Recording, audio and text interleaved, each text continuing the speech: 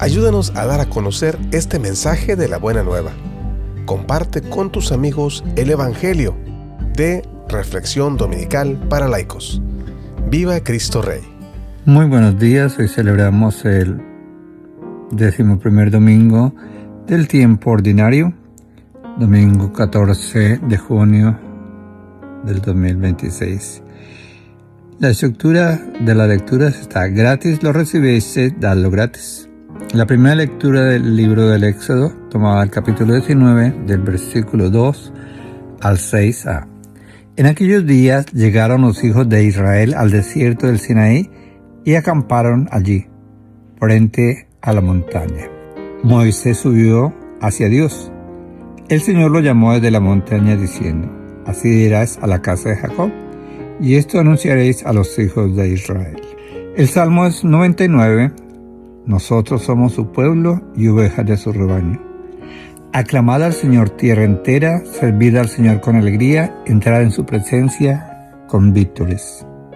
Sabed que el Señor es Dios, que Él nos hizo y somos suyos, su pueblo y ovejas de su rebaño. El Señor es bueno, su misericordia es eterna, su fidelidad por todas las edades. La segunda lectura está tomada de la carta de San Pablo a los Romanos, capítulo 5, versículos 6 al 11.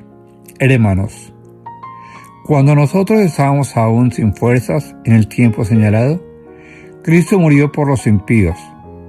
Ciertamente, apenas habrá quien muera por un justo.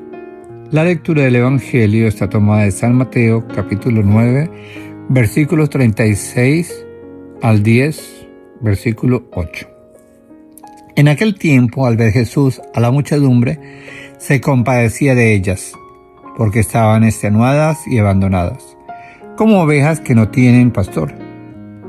Entonces dice a sus discípulos: la mies es abundante, pero los trabajadores son pocos.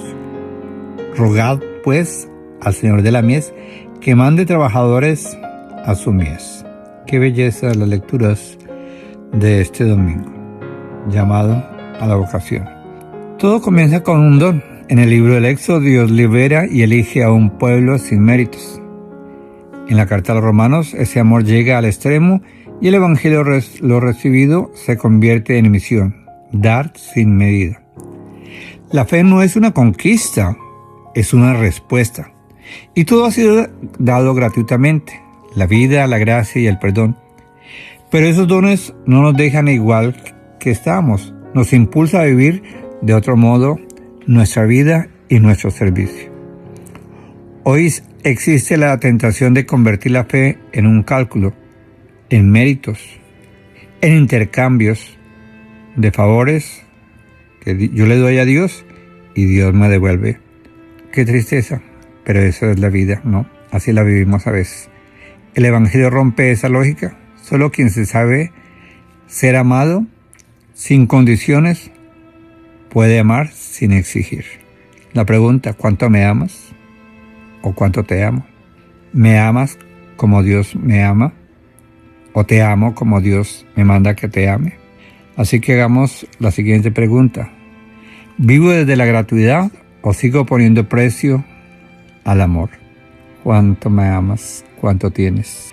A veces nos damos cuenta, como volviendo a la lectura del Éxodo, que es de la alianza, ¿no? Y es una introducción en este texto al famoso código de la alianza, que en el capítulo 19 del Éxodo nos presenta como esa manifestación de Dios, que es una teofanía. A Moisés se le va a comunicar sus decisiones más importantes y cultuales sobre el pueblo. Podría dar la impresión de que nos encontramos con una tradición muy especial, pero se ve mezclado esa alianza para poder sentir la presencia de un Dios muy especial. No como dueño, no es un señor del pueblo que lo ha liberado de la esclavitud de Egipto. Así se presenta, y no como el dueño de ese pueblo. También como un guía que se manifiesta, ¿no? Y por eso es el ejemplo, ¿no? Como un águila majestuosa, en el Deuteronomio 32, 11. Lo ha llevado por el desierto hacia él, y es como su presa, la que nadie le puede arrebatar. Se pone como condición para no ser abandonado de nuevo en el desierto, el que escuche su voz y cumpla su alianza. Esas son las estipulaciones y los preceptos que presenta. La alianza es en la quinta esencia de la identidad del pueblo de Dios, por la que va a ser una propiedad particular de ese Dios al que nadie podrá tocar. Todo eso se expresará de una forma que viene a ser: yo seré vuestro Dios y vosotros seréis mi pueblo. Y será una constante en la revelación bíblica. Lo podemos encontrar en Éxodo 6, versículos 6 y 7, Levíticos 26, el 12, Deuteronomio 26, 16 al 19, Deuteronomio 29, versículos 12, 25, capítulo 7, 24, Jeremías 7, 23. Pero sin embargo, muchas razones y por estas infidelidades manifiesta en la historia religiosa de israelita. Así como vemos nosotros la renovación de esa alianza en los días mismos de Moisés, ¿no?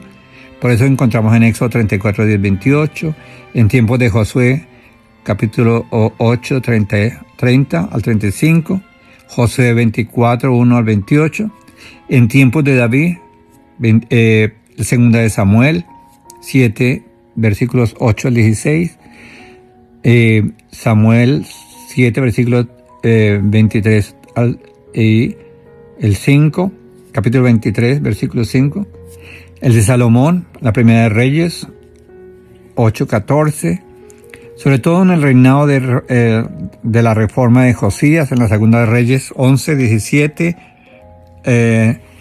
y en los tiempos de la restauración post-exílica, en Nehemías 8, 1, 18, pero también las repetidas infidelidades del pueblo, ¿no?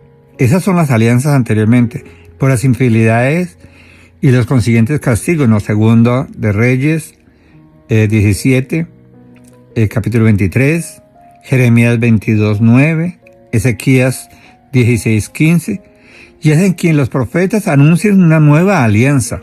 Y ahí lo podemos encontrar en los profetas como Isaías 42, Isaías 55, 3, Isaías 59, 21, Isaías 61, 8, Jeremías 31, 31, Ezequiel 16, Ezequiel 36, 24, 28, Malaquías 3, 1.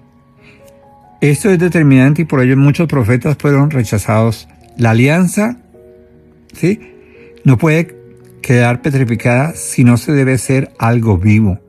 Por eso pongo estas citas bíblicas para que ojalá tengamos tiempo de mirar cómo las infidelidades de Dios y cómo se manifestaba la vida de Dios con esas alianzas, ¿no? Por eso hay que buscar el sentido, ¿no? Que no es un mito de un reino de sacerdotes y una nación santa. No es algo profético. Los sacerdotes eran los que estaban al servicio de lo santo. Y lo santo era intocable, ¿no? Por eso, en la teología que se presenta a Jesús, es todo lo contrario, ¿sí? Es algo vivo, algo palpable, algo que pueda ser más humano y donde la santidad suya y la de su pueblo no implica necesariamente exiliarse de la humanidad. Es todo lo contrario. Es sumergirse dentro de esa realidad que nosotros hoy tenemos, ¿no? Por eso el contexto de esta alianza del Sinaí es la tradición de Israel situada en el Sinaí con dos máximas revelaciones, la del nombre de Dios en el contexto de la vocación de Moisés y la de la ley en el marco de la alianza. Por eso, hermanos, hay que entender muy bien cómo el pueblo vivía esa alianza y aunque era descarriado de todo eso, pero Dios siempre contemplaba su amor hacia él, actuando por el Espíritu y su palabra en la historia, para convertirla en la historia de la salvación. A veces nos cuesta entender eso, ¿no? Y nos pasa como al pueblo que rompemos las alianzas, pero Dios nos invita a encontrarnos nuevamente con Él. Así irás a la casa de Jacob y esto anunciará a los hijos de Israel. Es la primera lectura de este domingo. Nos situamos en un momento decisivo, pues el pueblo había salido de la esclavitud, pero no sabe vivir como pueblo libre. Habían salido de Egipto, pero Egipto todavía vivía dentro del corazón del hombre y de su pueblo. Y de ahí donde Dios irrumpe, no con imposiciones, sino con una declaración, semejante a la declaración de amor. Os he llevado sobre las alas de águila y os he traído a mí. Esta imagen profundamente transformadora nos enseña que Dios no libera para abandonarnos o dejarnos con el dolor, sino para establecer una alianza nueva, para darnos una misión. Y aquí aparece la clave del texto: seréis mi propiedad personal, un reino de sacerdotes y una nación santa. Ser propiedad de Dios no significa ser un esclavo, sino que pertenecer a Dios es signo de dignidad, digno de ser hijo de Dios. En un mundo donde tantas voces nos reclaman el éxito, la imagen, el poder, Dios nos propone otra identidad, la de un pueblo que vive para reflejar su rostro en medio de la historia. Pero esta promesa lleva su condición: si escucháis mi voz y guardaréis mi alianza. No se trata de una obediencia ciega o servil, sino en una escucha que transforma y va dando una nueva forma a la vida. Escuchar a Dios implica reordenar prioridades, o sea, dejar atrás el egoísmo, la indiferencia, la dureza de corazón, para poder dar lugar y un espacio a Dios.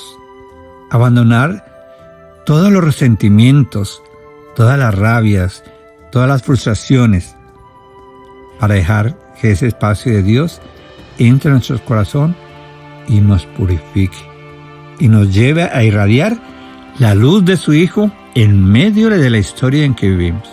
Por eso, cuando el sacerdote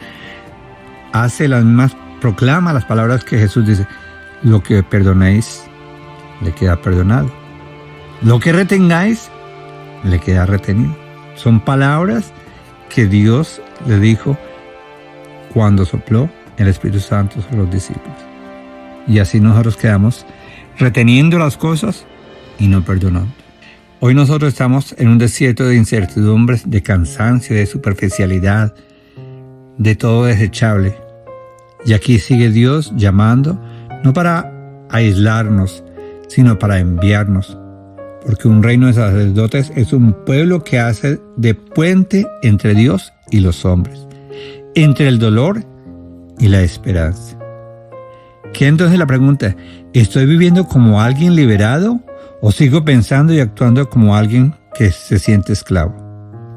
Siendo nosotros todavía pecadores, Cristo murió por nosotros, recordemos eso. Y por eso la segunda lectura de esta Eucaristía nos coloca frente a una verdad que rompe nuestros esquemas. Cristo murió por los impíos, no por los justos, no por los perfectos, cuando lo merecíamos, sino cuando éramos débiles, pecadores, incluso cuando éramos enemigos. Así entendamos que el amor de Cristo no funciona como el nuestro.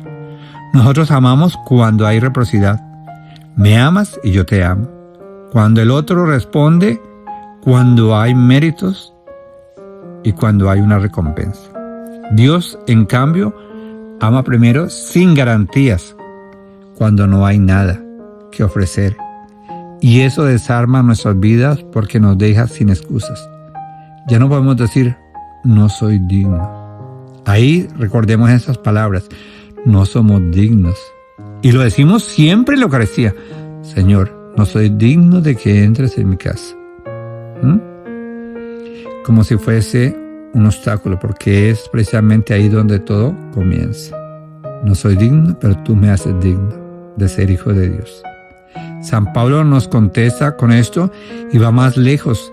Si siendo enemigos fuimos reconciliados por la muerte de su Hijo, cuanto más ahora seremos salvados por su vida. Esa es la puerta que abre a una esperanza en medio de cualquier historia, porque sabemos que Dios no se cansa, no retrocede ni abandona en mitad del camino. Vivimos en una cultura donde el valor de la persona se mide por su rendimiento, su imagen, su utilidad, su prestigio, sus estudios. Pueden ser que, como es aquí en Estados Unidos, puede ser que sea una persona bilingüe, tenga una carrera, sea un profesional, tenga una carrera, tenga un máster, pero su vida es un caos. Pero Pablo nos dice algo radical. Nuestro valor no depende de lo que hacemos ni de lo que tenemos, sino del amor que Dios ha derramado en nosotros para servir, para amar, para reconciliar de una manera gratuita. Estamos llamados a servir y a vivir reconciliados. No se puede recibir un amor tan grande y seguir sembrando división, indiferencia o prejuicios. ¿Cuántos de nosotros somos prejuiciosos frente a esto, no? ¿Cuántos hacemos la indiferencia porque no hablan bien inglés, porque no hablan un buen castellano, porque no nos entiende, porque no trabaja bien? Y hacemos sectores de personas, de hechos. Por eso la novedad es que Dios no espera a que nosotros cambiemos para amarnos, sino que nos amó primero para que fuéramos capaces de cambiar. Y hay una pregunta que es inevitable. Si Dios me ama y me amó cuando era enemigo, ¿a quién sigo tratando yo como enemigo? Rogad pues al Señor de la mies que mande trabajadores a su mies. Es muy interesante la forma como empieza el Evangelio de hoy. Al ver la multitud se compadecía de ella, porque estaban cansados y abatidos como ovejas sin pastor. Jesús no tiene una mirada superficial sobre el pueblo. Él es capaz de reconocer el dolor escondido, la soledad disimulada y el cansancio del alma.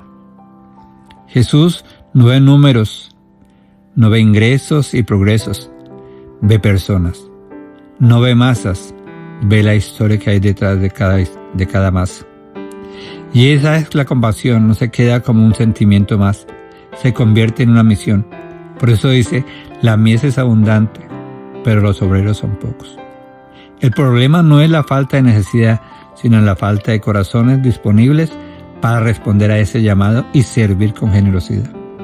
Y así desde esa compasión surge la llamada y el envío de los 12. Los envía frágiles, sin seguidores ni poder humano. Una vez que el Evangelio no se sostiene en estrategia, sino en medio de testigos. Pero advierte a los discípulos, gratis lo recibisteis, dadlo gratis. Nuestro mundo vive saturado de ofertas, de discursos y de ruidos, pero sigue una profunda hambre de sentido. Hoy existen muchas multitudes cansadas, personas agotadas por la prisa, heridas por relaciones rotas, deshonestas, relaciones que han sido violentadas, otras vidas desorientadas, y siguen faltando testigos que miren con compasión y se acercan a esa miseria humana. Ser enviado no es solo por algunos, es una vocación que toca a todos los creyentes.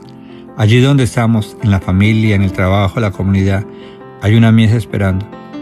No se trata de hacer más cosas, sino de lanzar esa mirada como la mirada de Jesús. Así que el centro es claro. No podemos decir que seguimos a Cristo si permanecemos indiferentes ante el sufrimiento de los demás. Así que atrevámonos a preguntarnos, cuando miro a los demás, ¿veo problemas a evitar o a personas a quien tengo que amar? Ama a tu enemigo. Ahí es donde nos cuesta a nosotros. Y yo le pregunto, ¿no?, a muchos de ustedes, ¿no? ¿Aman a la suegra por lo que la suegra es o por lo que la suegra representa? Y ustedes que son hijas, recuerden que hoy son madres y que mañana serán suegras. ¿Cómo les gustaría que esas nueras o esos yernos las amaran a ustedes o las odiaran? Ahí está la pregunta. ¿Y a los suegros? Pregúntate. Y a ti te estoy diciendo, como decía Paquita, la del barrio, ¿no? Dios nos bendiga, feliz semana para todos y que disfruten sus partidos del Mundial, pero no se olviden de Dios. Y no digan malas palabras cuando pierden un penalti. Recen y denle fuerza a esos jugadores. Esa es su misión de amarlos, aunque sean sus enemigos. Feliz domingo para todos.